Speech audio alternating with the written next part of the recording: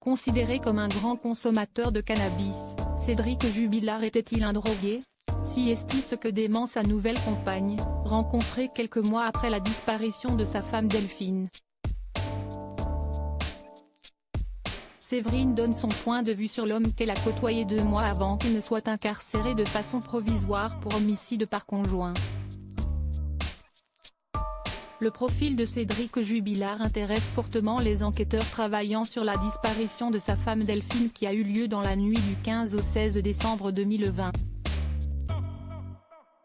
Pour cause, il a tout du suspect idéal dans ce cas où aucune trace de l'infirmière n'a été retrouvée depuis plus d'1 an.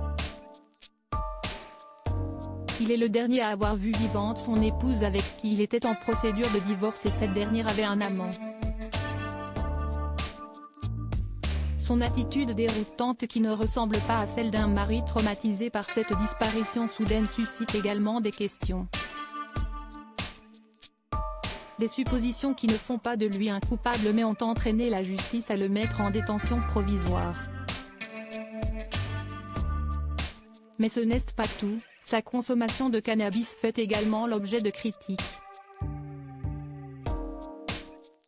À ce propos, sa compagne Séverine a décidé de replacer les choses dans leur contexte, devant la caméra du documentaire de RMC Story, Enquête sur le mystère Jubilard.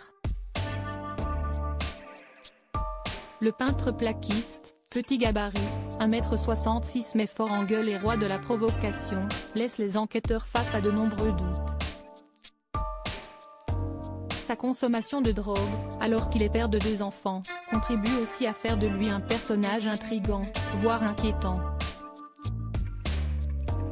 Pour celle avec qui il a noué une relation amoureuse au printemps dernier, Séverine, rencontrée après une fouille organisée pour trouver une trace de Delphine Jubilard, l'accuser d'être un drogué est totalement réducteur. Il y a plein de gens qui fument des joints, si est-il pas pour ça que ce sont des toxicomanes. Il ne fumait que 3 joints à peu près par jour. Après ce n'était que du CBD. Ça lui coûtait plus cher en CBD qu'un shit quoi, explique devant la caméra l'aide-soignante de 44 ans. Voulant collaborer auprès de la justice après avoir défendu avec ardeur cet homme complexe, la quadragénaire refuse toutefois de le cataloguer. Dans Le Parisien déjà, elle avait déclaré, son truc, c'était le cannabis, l'herbe et le CBD. Mais jamais les drogues dures. Point. En fait, il fume toute la journée et cela lui coûte beaucoup d'argent. Mais je ne l'ai jamais vu amorphe. Au contraire, fumer lui donne de l'énergie. Point. Dès qu'il n'avait plus rien à fumer, cela devenait difficile pour lui. Dans ces cas-là, je le sentais nerveux, à cran.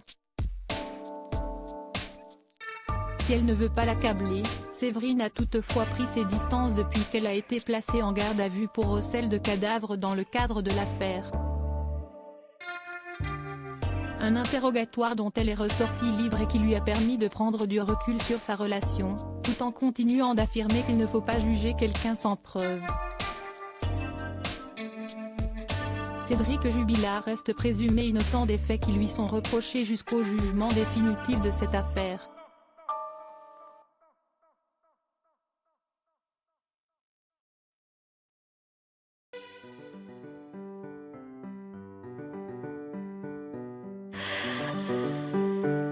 The man I love just had